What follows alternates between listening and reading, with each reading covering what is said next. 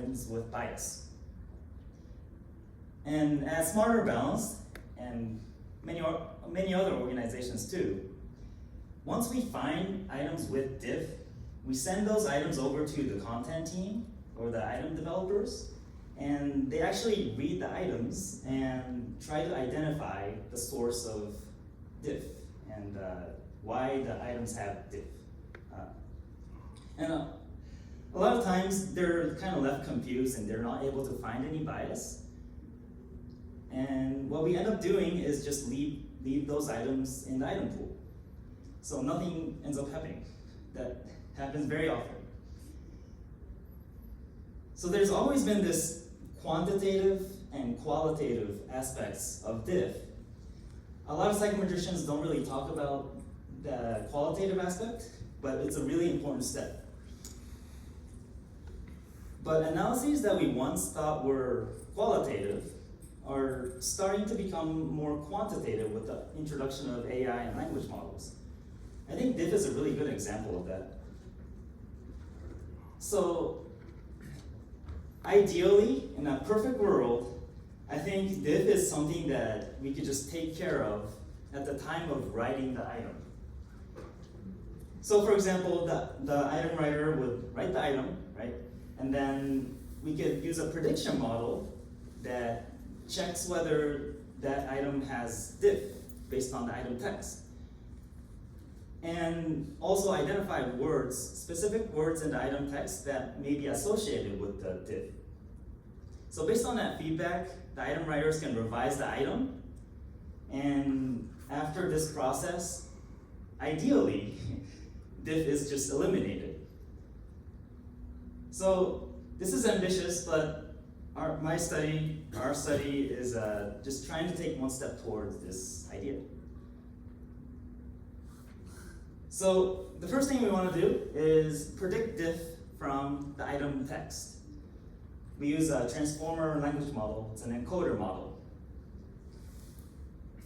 Once we have the prediction model, we use explainable AI methods to try to identify specific words that are associated with the diff prediction. If we're able to do this, I think potentially the impact will be huge. I don't know if you know this, but diff almost always has a sample size issue, because by definition, we're interested in minority populations that make up a small proportion of the population. Like Asians, if we look across the room, you might think there's a lot of us, but we only make up 6% of the population in America. So how are you going to get sample size for that? You can't. Usually we just don't run diff for Asians. And of course, if we use this approach, if it works out, then it could speed up item development by years. And lastly, through explainable AI, potentially we can learn something about diff that we've never known before. So, methods.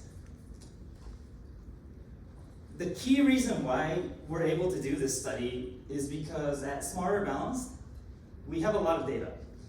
We have 42,000 items, English and math items with diff statistics. So there are grades 3 to 11, lots of different item types, and we've split these items into 3 different bins of training, evaluation, and testing items. So in terms of the diff statistics, we have data for 8 different pairs of focal and reference groups.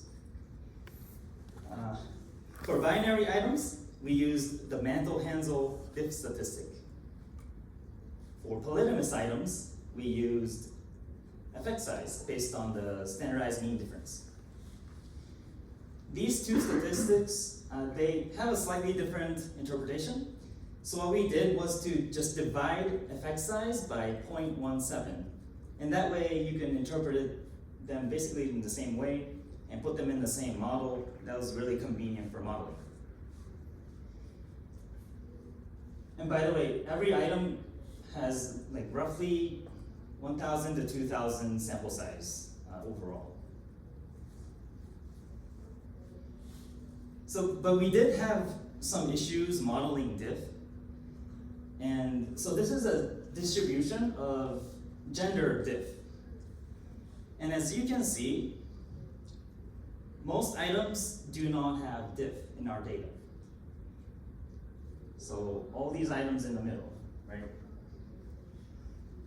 Which makes sense because at the time of writing these items, the item writers, they did their very best to identify as much bias as possible and remove them. So we weren't expecting a whole lot of diff, but that's kind of a challenge for modeling because it's difficult to predict something that is a rare event. So I'll show you what we ended up doing. This is kind of how our data looks like. The mouse. Every row represents one item. So of course we have the item text here. We have the diff statistic and its standard error. Instead of predicting the diff statistic, just treating it as a continuous variable, what we did was to use the standard error and calculate these three probabilities that represent whether the item favors the focal group, the reference group, or it doesn't have any diff. And it's these three probabilities that we predicted in the prediction model. So the prediction model we used, it's called DBERTA. It's a pre-trained model by Microsoft. When you download DBERTA, it's like 2 gigabytes and it already knows English. But it doesn't know how to use that English. So what we do is to fine tune it so that it can be used to use those English skills to predict diff. And again, predict those three probabilities. And once we have that prediction model, we get some predicted values, but we don't know how it arrived at those values.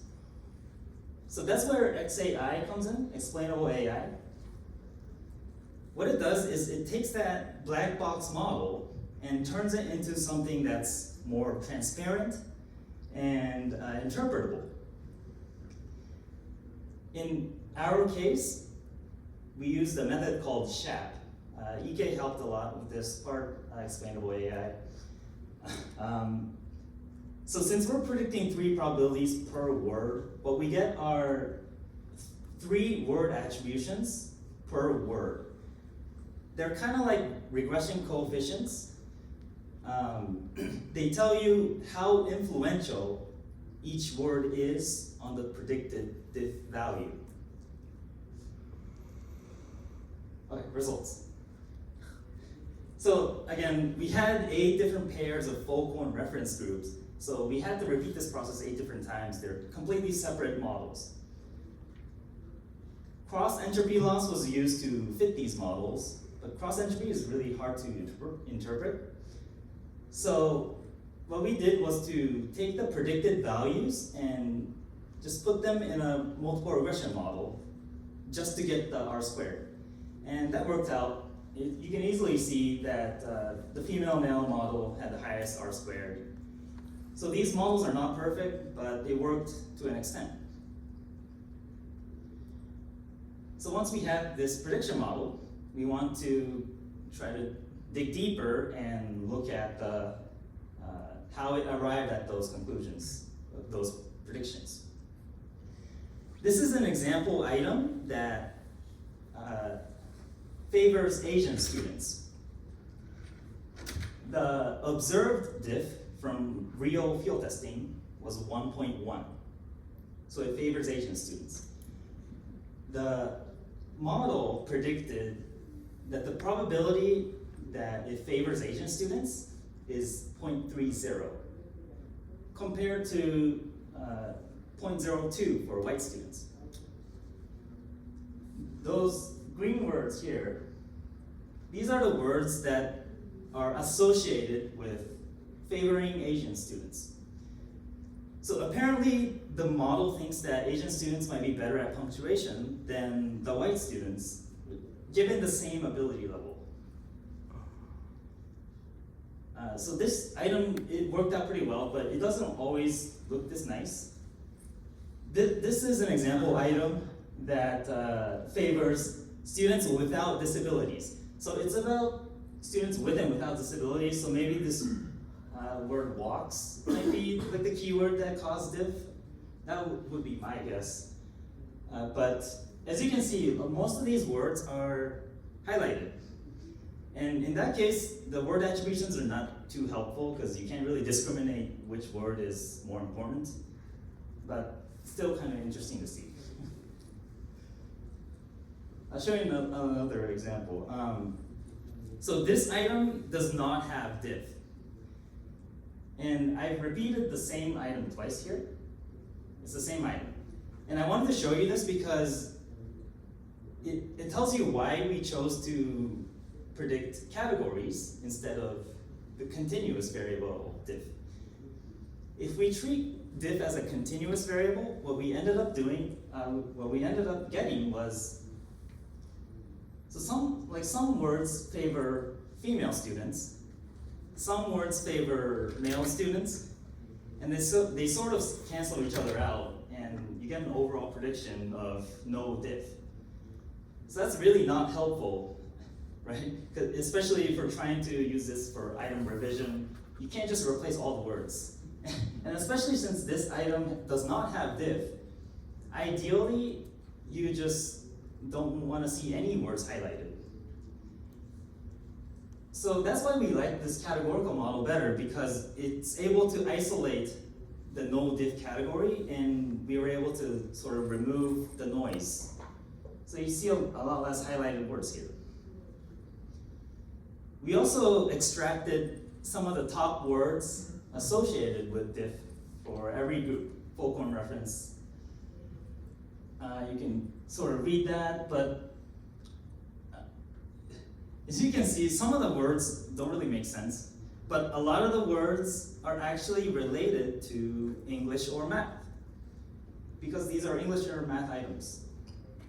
And that means a lot of the diff that we predicted are actually construct relevant diff.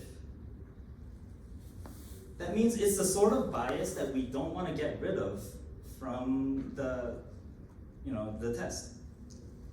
It's not really the bias that we're worried about. So this might explain why item reviewers are confused when they look at diff items and they're not able to find any bias. Okay, so this I just went over, and there's a lot of limitations to the study, but I want to point out that when we look at a word with a high word attribution and try to replace that word with something else, we're not necessarily eliminating diff, because those word attributions are actually have a correlational relationship with the diff prediction instead of causal. So you kind of have to be careful when you interpret the word attributions. Lastly, I just want to point out a lot of people are worried about AI bias for good reason, and we all should be worried. But I think if we're creative, we showed in this study that we can use AI to try to fight against bias. So I think we can try to think in that way, right?